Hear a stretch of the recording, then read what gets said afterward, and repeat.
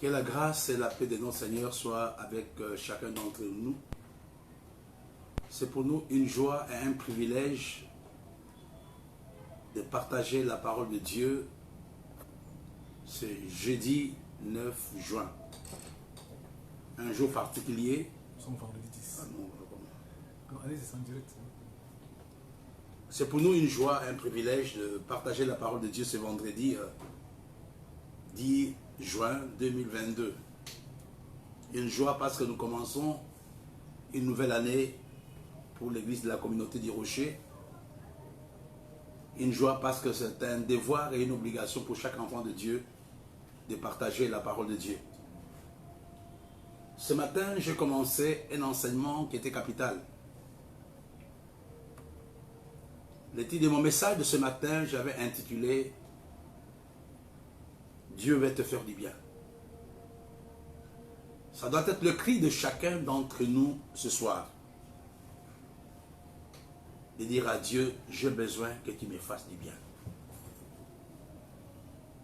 Le matin, nous avons donné cet enseignement dans un cadre beaucoup plus précis. Il s'agissait de Méphibosheth, qui était le petit-fils du roi Saül, le fils du prince Jonathan. À cause des événements de la vie, la nourricière avait fait tomber Méphibosheth, qui est devenu infirme. L'avenir était compromis pour Méphibosheth. Il n'y avait plus rien à faire pour lui. Il ne pouvait rien faire et on l'a amené dans une ville qui s'appelait Lo-Debar. J'aimerais ce matin d'abord dire à quelqu'un, nous dire ce matin, cet après-midi, qu'il y a des choses que nous devons faire si nous voulons voir la main de Dieu sur notre vie. La première chose, c'est vraiment demander à Dieu la guérison totale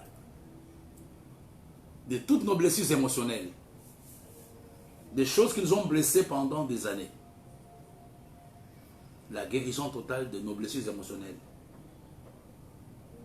Non seulement la guérison de nos blessures émotionnelles, mais aussi la cicatrisation ou l'oubli même, si vous voulez bien, des occasions que nous avons ratées. Dans la vie, il y a des occasions qui se sont présentées à nous à cause de telle ou telle situation. Nous n'avons pas pu profiter de ces occasions. Et souvent, à cause des occasions ratées, on se culpabilise. Peut-être un homme aurait préféré épouser une telle femme, ou une femme aurait préféré épouser un tel homme. Mais si cela n'a pas eu lieu, et dans la plupart des cas, on vit avec le sentiment de culpabilité pendant des années. Aujourd'hui, nous voulons que Dieu nous guérisse par rapport à toutes les opportunités que nous avons perdues. Non seulement les occasions, les opportunités perdues, mais aussi les péchés passés. Les péchés passés, quand on n'est pas prêt à nous les pardonner nous-mêmes, le diable passe par les sentiments de culpabilité pour nous faire du mal. Regardez, Méphibosheth pouvait être rancunier. C'est cette femme qui m'a rendu infirme. Je m'adresse à quelqu'un aujourd'hui qui a été blessé dans le passé, qui a été humilié, qui a raté les opportunités, qui est tombé dans des situations difficiles à cause des autres. Ce matin, Dieu s'adresse à toi. Ce soir, Dieu te dit simplement, il est temps que tu puisses pardonner et que tu puisses passer à autre chose. Je voudrais nous dire, la Bible nous dit, ne pensez plus aux événements passés. Parce que moi, Dieu, je suis sur le point de faire une nouvelle chose. Ton meilleur n'est pas dans le passé. Quand chaque fois, le diable te ramène dans le passé, il faut te mettre dans l'esprit qui était en train d'échouer dans le présent. C'est important aujourd'hui que tu te battes, non pour le passé, mais que tu te battes pour ton futur. Cela est fondamentale pour quelqu'un ce soir. Je parlais de cet homme, le petit-fils du roi Saül qui n'avait rien fait. Mais un jour, la nourricière, à cause de mauvaises nouvelles qui étaient arrivées, l'avait fait tomber. Il s'était cassé. Il y a des gens qui t'ont fait du mal. Ce n'est pas parce qu'ils le voulaient. Il y a deux catégories de gens qui nous font du mal. La première catégorie, ce sont des gens qui prédisent le mal. Mais la deuxième catégorie, ce sont ces gens, dans leur bonne volonté, sans s'en rendre compte, commettent le mal. La nourricière avait l'intention de faire du bien à Mephibosheth, mais elle n'avait pas la capacité, elle n'avait pas le pouvoir de transporter ce jeune homme. Et la seule chose que tu puisses faire maintenant, c'est de dire simplement, je te pardonne. Tu es aujourd'hui infirme, tu as divorcé, tu ne t'es pas marié à cause d'un aventurier. Tu as perdu ton travail. Moi, je me rappelle, ma femme avait perdu son travail. Elle était comptable dans une grande entreprise de la RDC. Mais elle a aidé quelqu'un qui a nié avoir reçu l'argent de cette femme. Elle avait perdu son travail. Et je voudrais aujourd'hui m'adresser à toi qui me suis. Je voudrais aujourd'hui parler à l'église de la communauté des Rochers. Il est temps que nous puissions passer à autre chose. Il est temps que nous puissions aujourd'hui oublier le passé. Dieu, au début de cette année, nous donne chacun un cahier vierge. C'est à nous de les remplir avec les nouveaux exploits. Le passé doit être pour nous un pédagogue. Le passé nous a enseigné énormément de choses. Et il n'y a rien qui puisse arriver dans la vie d'un homme sans que Dieu ne puisse le permettre. Et certaines choses par lesquelles nous sommes passés ont été des leçons que Dieu a voulu nous donner. Alors je suis en train de m'adresser à quelqu'un ce soir à partir de Douala. Dieu est sur le point de te faire du bien. Mais parmi les choses que tu dois demander à Dieu, c'est de dire simplement à Dieu, aide-moi à oublier. Et non seulement aide-moi à oublier, mais je prends la ferme résolution de pardonner. Je ne vais pas entretenir dans mon cœur un esprit de vengeance. Je veux aujourd'hui que Dieu m'aide à pardonner. Mephibosheth est oublié à Lo-Débar. Après 30 bonnes années, un jour Dieu dans sa miséricorde va commencer à opérer un miracle dans la vie de Mephibosheth. Et j'aimerais nous dire, frères et sœurs, c'est important aussi pour nous aujourd'hui. Il y a des parents qui me suivent. Nous devons avoir des alliances avec Dieu qui peuvent bénir nos enfants demain. Regardez, si Jonathan avait été méchant vis-à-vis de David, Mephibosheth n'allait pas changer sa situation. Il y a des enfants, il y a des parents, il y a des hommes et des femmes aujourd'hui qui vivent dans l'échec, qui vivent dans l'humiliation à cause du comportement de leurs parents dans le passé. Et nous avons intérêt, frères et sœurs, l'une des grandes bénédictions que nous pouvons laisser à nos enfants, c'est de les amener à aimer le Seigneur. La Bible nous dit, n'y a-t-il personne à qui je puisse faire du bien? À cause de l'alliance de Jonathan.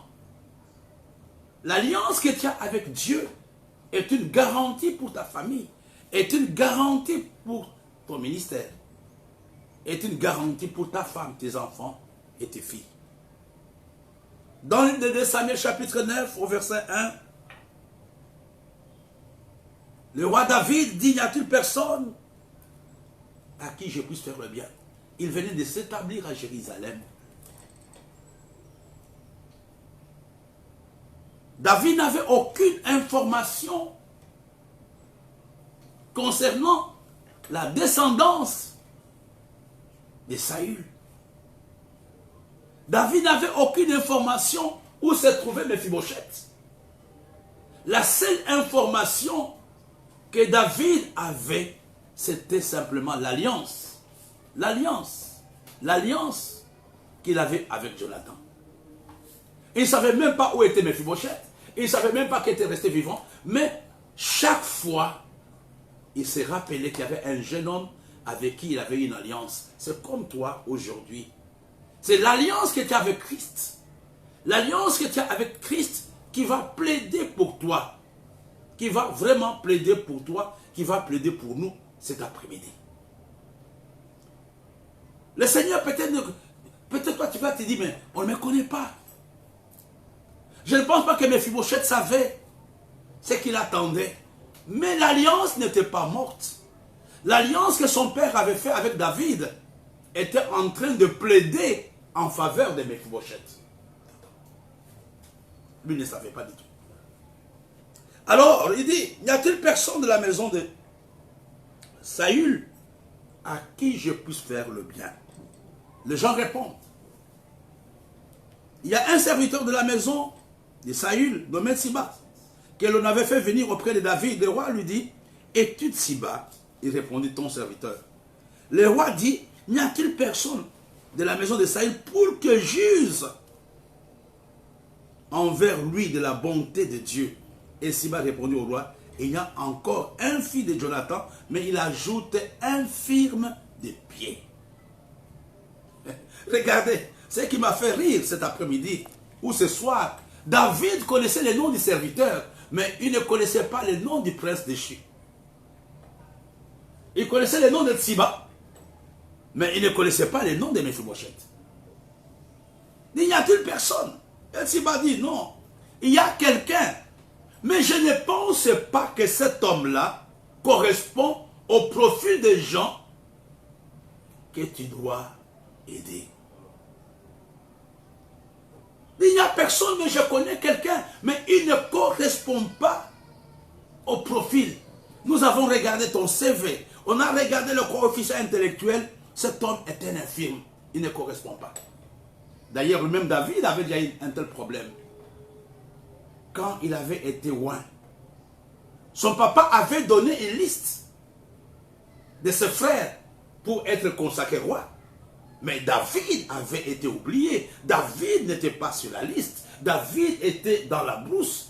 David a été oint sans être sanctifié. Il ne s'est pas rasé, il ne s'est pas lavé. Il est venu, l'onction l'a trouvé. Et David connaissait un peu cette situation. Il a dit, je sais moi-même, je suis passé par là. Amène-moi Tsiba. Amène-moi Mephibosheth. Parce que David lui-même était déjà quelques années avant victime de la situation. Il connaissait ce que lui avait enduré.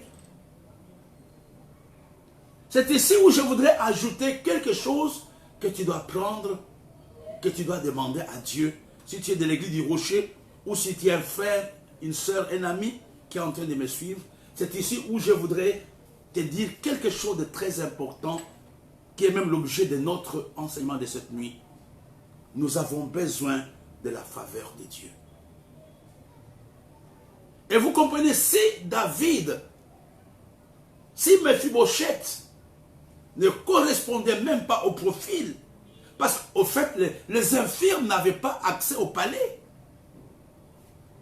Mais Mephibosheth est parti au palais. On va y revenir après. Pourquoi? À cause de la faveur de Dieu. Il y a 6 points que j'aimerais te donner cet après-midi par rapport à la faveur de Dieu. Et je te dirai ce que tu dois faire pour la faveur de Dieu. La première chose, il est important que tu comprennes que la faveur de Dieu embellit le destiné des hommes. Quand la faveur de Dieu arrive dans ta vie commence à avoir une autre coloration. La faveur de Dieu embellit les destinées des hommes.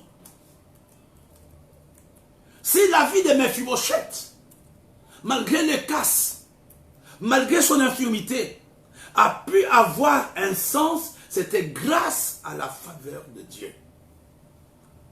La première chose que j'aimerais que tu retiennes ce soir, que la faveur de Dieu embellit, si tu veux dire, dont la couleur améliore ta vie et ta destinée. C'est à toi aujourd'hui de dire à Dieu, j'ai besoin de ta faveur. C'est à toi de dire, l'Église a besoin de ta faveur. Il est vrai, frère, il y a beaucoup de choses que nous n'avons pas. Et souvent, nous limitons aux choses qu'on n'a pas. On n'a pas d'ouvriers, on n'a pas de l'argent, on n'a pas ceci, cela. Frère, quand la faveur de Dieu est là, toutes ces choses n'auront aucun poids. Quand je suis arrivé, je ne me suis appuyé sur personne, je l'ai dit devant le Seigneur. Il n'y avait même pas de gens de riches avec qui j'ai commencé.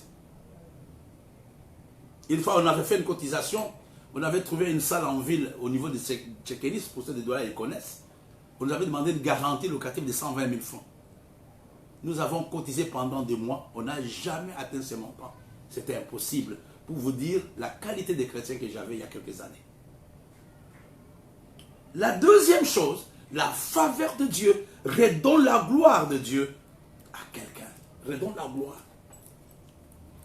Regardez Mephibosheth, cet homme oublié, cet homme infirme, cet homme oublié à Lo-Débar. Mais quand la faveur de Dieu était arrivée, David dit, cet homme va manger avec moi à la même table. Donc quand on servait le champagne au roi, on servait pour Mephibosheth. Quand il y avait le dessert, Mephibosheth mangeait. Quand David blaguait avec les gens qui étaient à table, toutes les royautés qui venaient voir David, saluaient aussi Mephibosheth. Alléluia. Donc, la faveur redonne la gloire à la vie d'une personne. Je vais te dire une chose. Il y a quelque chose que David dit.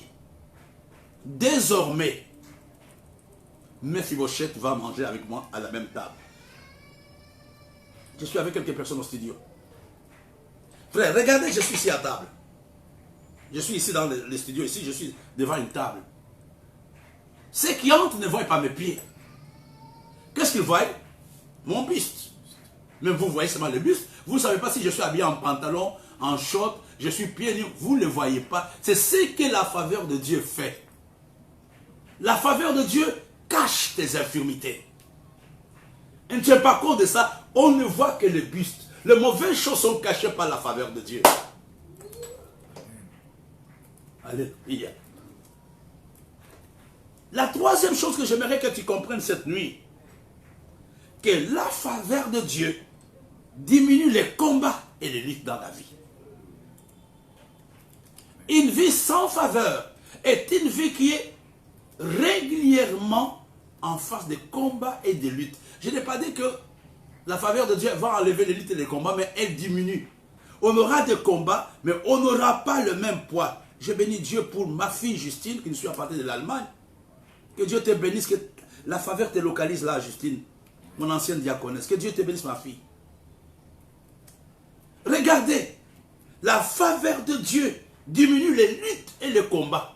Non seulement elle diminue les luttes et les combats, mais elle t'introduit dans les nouvelles bénédictions de Dieu. Regardez, Mephibosheth n'a pas seulement quitté Lo-Débar.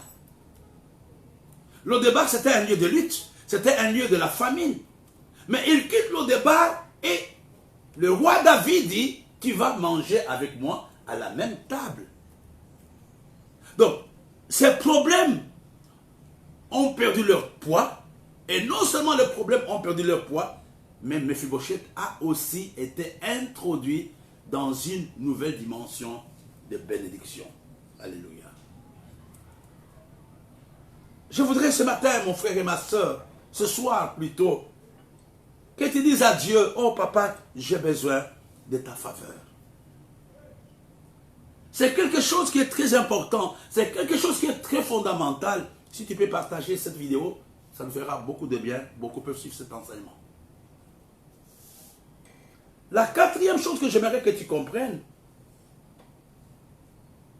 la faveur de Dieu m'aide à prendre le dessus sur des situations difficiles de la vie. Il y a des situations que tu n'arrives pas à comprendre, mais ce n'est pas ton intelligence, C'est la faveur de Dieu. Quand tu vas regarder, mais comment j'ai pu faire? Moi, je vais vous donner un témoignage. Il faut parler des gens quand ils sont vivants. J'ai mes fils à l'église, mes filles dans le Seigneur. Ils étaient en location il y a quelques années. 20 ans, je ne me rappelle plus. Ils étaient non loin de l'église. Et les messieurs leur avaient demandé, quitter la maison, je dois la vendre, aller en location. Et ces gens étaient un peu désemparés. Je ne peux pas me rappeler s'ils avaient cherché une nouvelle maison ou pas. Mais quelques temps après, le bailleur lui-même est venu leur dire, vous pouvez acheter la maison. Et ils sont devenus propriétaires de cette maison jusqu'aujourd'hui. Mais quand vous prenez, humainement parlant, il n'y a pas de logique. Ces gens ne se sont pas préparés à acheter cette maison. C'était la faveur de Dieu. La faveur de Dieu nous aide à transcender, à être au-dessus de situations difficiles et critiques. Je parle à quelqu'un ce soir qui est en train de me suivre. Ce dont tu as besoin, ce n'est pas seulement l'argent. Ce dont tu as besoin, c'est la faveur de Dieu. On peut te donner des millions, mais sans la faveur de Dieu, tu peux tout perdre. Mais tu peux aussi avoir peu, mais avec la faveur de Dieu, tu vis normalement.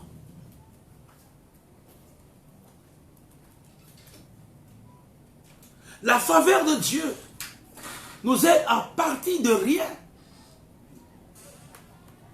Nous aide à partir du néant. Vous voyez, frères et sœurs. Mephibosheth est parti de rien du tout.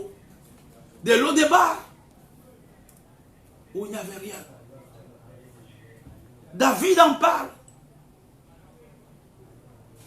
Il m'a pris de la poussière pour me faire asseoir à la table de grands. La faveur de Dieu, quand elle localise un homme, la faveur de Dieu, quand elle localise une personne, l'identité de la personne doit radicalement changer. La personne ne sera plus la même. La faveur de Dieu fait de vous une préférence divine.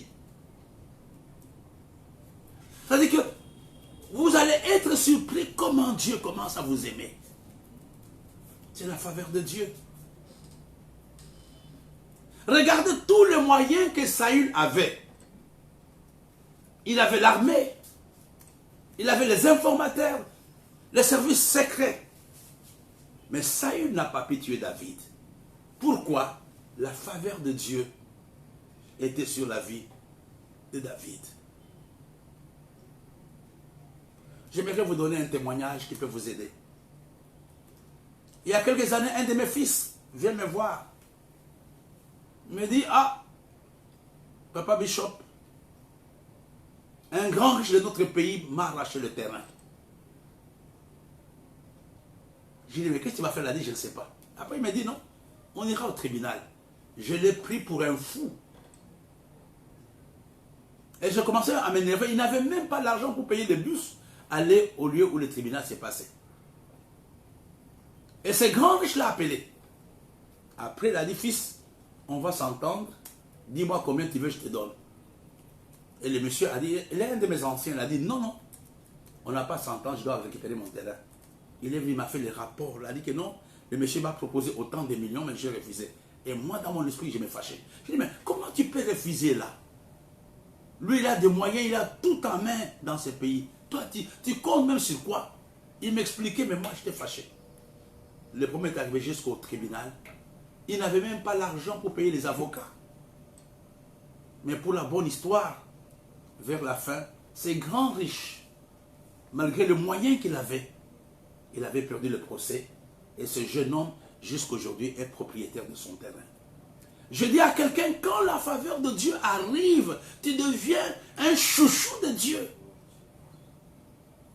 Des choses vont commencer à t'arriver. Tu vas crier la jalousie. Les gens ne comprendront pas pourquoi tes enfants à toi fréquentent. Pourquoi toi, le PDG, t'aimes plus que les autres? C'est à cause de la faveur de Dieu. La faveur de Dieu fait de nous de préférence divine. Et cette préférence divine ne tient pas compte des qualifications de jugement des hommes. Ça n'a rien à faire avec les hommes. Ça n'a rien à faire avec la façon de voir les hommes. Siba présente Mephibosheth en disant, c'est un infirme. J'aimerais te dire, mon frère et ma soeur, quand tu es en face de la faveur, quand l'Église a la faveur, quel que soit le lieu, quel que soit le type de chrétiens qui sont dans son sein, ils vont prospérer. Parce que la faveur de Dieu est là. La faveur de Dieu.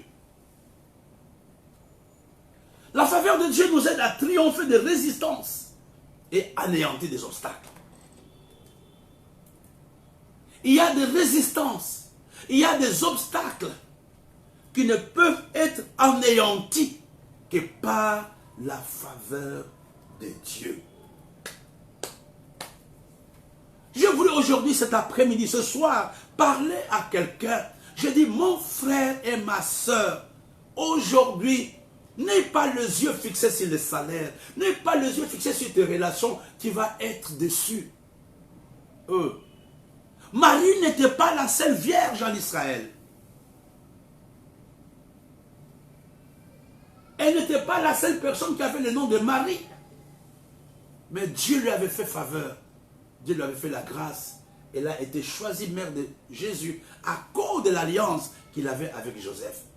Je prie pour quelqu'un ce soir que la faveur de Dieu te localise. Là où tu te trouves, mon frère, là où tu te trouves, ma soeur, que la faveur de Dieu te localise aujourd'hui.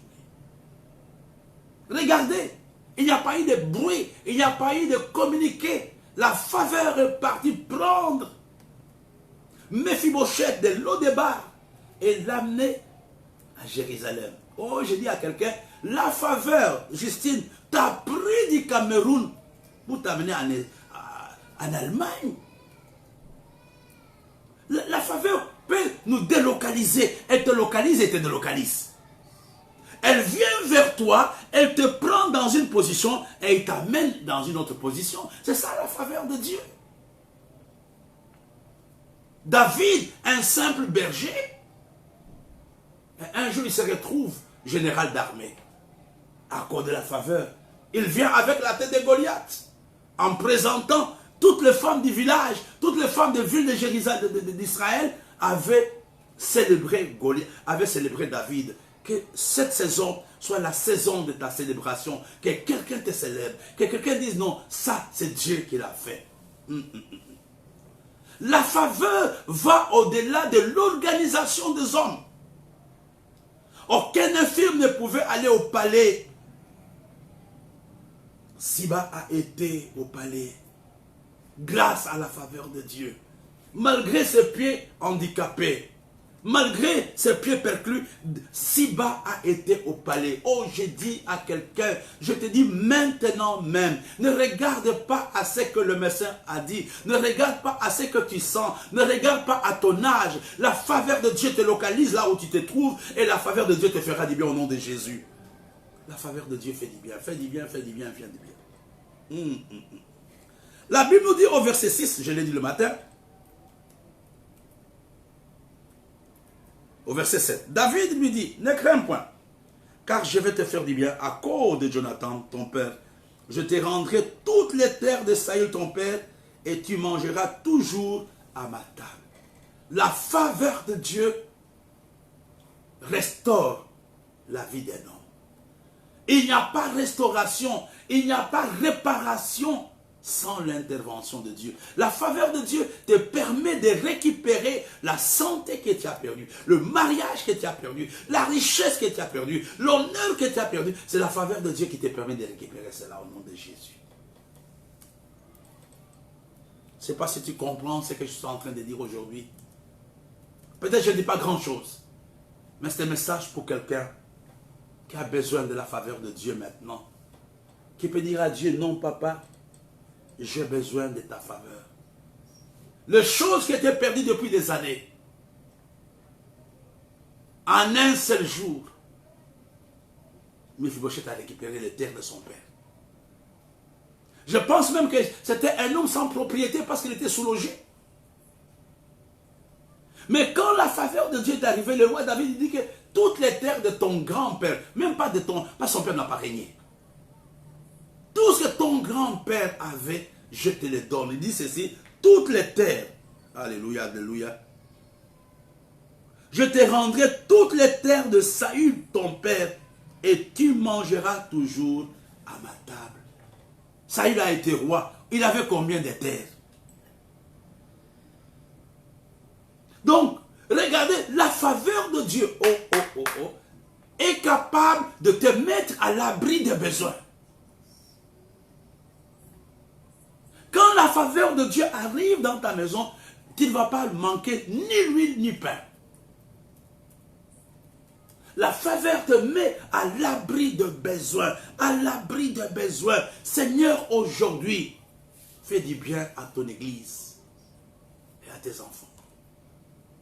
Nous avons une vie, nous mangeons le pain de douleur parce que la faveur de Dieu ne nous a pas encore localisés. Et des fois, quand je suis dans des conventions, que les gens racontent, tel m'a donné une voiture, tel m'a donné... Ils ne sont pas extraordinaires plus que toi, mais la seule chose, c'est la faveur de Dieu qui les aide à avoir ces choses. Ce ne sont pas des fétiches, ce n'est pas la manipulation. C'est la faveur de Dieu. Il y a quelques années, je crois en 2000, j'étais en France, chez un ami pasteur. On est parti voir une sœur de l'église qui était française d'origine togolaise. Mais le pasteur blaguait. Il dit, voilà mon ami, mon frère, mon grand frère, il est venu de l'Afrique, mais il n'a même pas de voiture à Douala. Est-ce que tu ne peux pas lui faire du bien? Elle a dit, mais écoutez, il y a des Mercedes là dehors, prends une Mercedes et envoie ça en Afrique. J'étais surpris. Une Mercedes, je dis bien, une Mercedes. C'était la faveur de Dieu. Tu vois, ici il dit que toutes les terres, je prie que toutes les terres, que le diable t'a arraché, que les circonstances t'ont arraché, ta dignité, ton honneur, ta respectabilité, ta joie, ton enthousiasme, que Dieu te redonne ce que tu as perdu. Au nom de Jésus. Au nom de Jésus. La faveur nous donne des choses que nous avons perdues. Si tu me suis, partage cette vidéo. Il y a quelque chose que j'aimerais aussi te montrer avant de continuer. J'aime ça. Le verset 12. Mephibosheth avait un jeune fils nommé Mika. Et tous ceux qui demeuraient dans la maison de Siba étaient serviteurs de Mephibosheth. Il n'avait qu'un seul enfant, je ne sais même pas comment il l'avait eu. Parce qu'on ne parle pas de sa femme. En un seul jour, Mephibosheth est devenu patron de 36 personnes. Parce que, regardez un peu le verset plus en haut là. Le verset 10. Tu cultiveras pour lui les terres, toi, tes fils et tes servants. Tu feras les récoltes afin que le fils de ton maître, ait du pain à manger. Et Mephibosheth, fils de ton maître, mangera toujours à ma table. Or, Siba avait 15 fils et 20 serviteurs. Maintenant, la Bible nous dit que tout ce qui était dans la maison de Mephibosheth, non plutôt de Tsipa, c'était des serviteurs de Mephibosheth. En un seul jour, Mephibosheth est devenu patron de 35 personnes. En un seul jour. Oh Seigneur, fais-nous du bien. La faveur de Dieu amène l'accélération divine dans ta vie. Lui, il n'a pas commencé avec un seul ouvrier. Il a commencé avec 35. Toi, tu commenceras peut-être la première naissance, tu auras les jumeaux. Oh. Tu ne vas même pas commencer par le diaconat. Dieu peut t'appeler directement pasteur. Dieu a ses voies. Mephibosheth est devenu patron de 35 personnes. En un seul jour, la faveur de Dieu amène l'accélération divine. Accélère, Seigneur, quelque chose dans ma vie. Il y a un grand retard dans ma vie, Seigneur. Il y a un grand retard. J'aimerais aujourd'hui prier avec quelqu'un qui pense qu'il est en retard. Que Dieu t'aide à récupérer le retard. La vie, c'est comme un livre. Il y a l'introduction, il y a le corps et il y a la conclusion. Dieu a prévu que tu sois déjà à la conclusion, mais jusqu'à présent, tu n'es qu'à l'introduction. Que Dieu libère une onction d'accélération sur ta vie maintenant, au nom de Jésus, au nom de Jésus. Les autres commencent par acheter les terrains, à faire la fondation, mais Dieu est capable, à cause de la faveur de Dieu, de te donner l'argent et être propriétaire d'une maison sans terrain, sans plan de construction, parce que la faveur de Dieu précipite des choses. La faveur de Dieu accélère. La question que nous devons nous poser maintenant, Bishop, que dois-je faire pour que la faveur de Dieu arrive? Je vais te donner 4 clés qui peuvent aider l'Église, qui peuvent aider l'homme à avoir la faveur de Dieu. La première clé, il faut appartenir à Dieu. C'est parce que Mephibosheth faisait partie de la famille royale que la faveur de Dieu l'a touché. Accepte Jésus comme étant ton Seigneur et ton Sauveur personnel. Premièrement, notre appartenance. Tout ce que je dis n'a pas de sens si on n'appartient pas au Seigneur. Notre appartenance au Seigneur. Et la Bible dit, Dieu connaît ce qui lui appartient. Quand j'appartiens au Seigneur, notre appartenance au Seigneur est la condition sine qua non pour avoir la faveur de Dieu. La deuxième chose, non seulement je dois appartenir au Seigneur, la deuxième chose qui est capitale, c'est être sérieux avec Dieu. Il y a des gens qui connaissent Dieu, mais qui ne sont pas sérieux avec lui. Pour cette nouvelle année, pour cet après-midi, pour ce soir, que Dieu te fasse la grâce d'être sérieux avec lui. Et quand nous parlons du sérieux avec Dieu, c'est aussi l'aimer. C'est aussi aimer sa parole.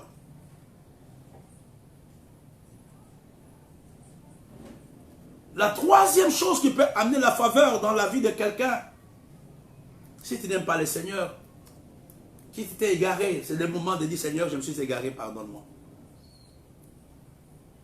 La troisième chose qui peut amener la faveur, c'est les sacrifices, les offrandes sacrificielles, le sacrifice, les actions de grâce libèrent la faveur dans la vie de quelqu'un.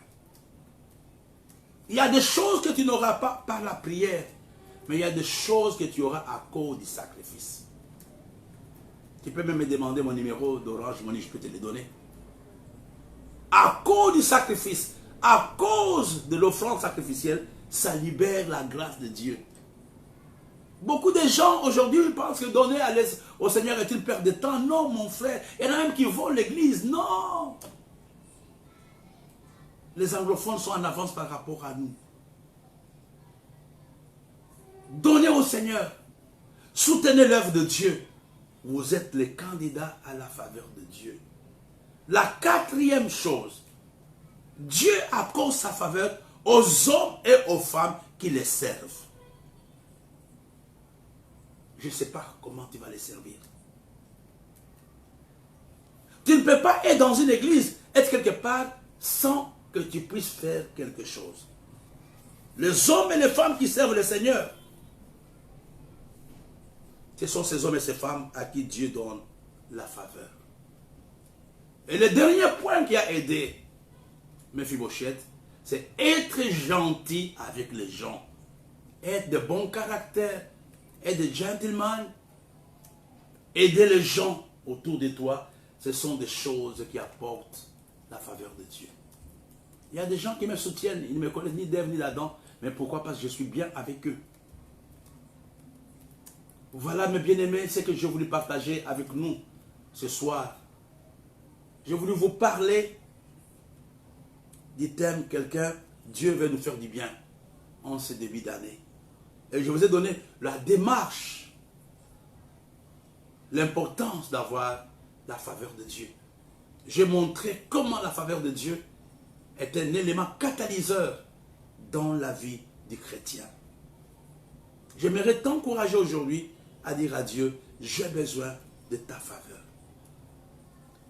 Et je me suis permis aussi de vous donner quelques pistes de réflexion, des choses qui peuvent nous aider.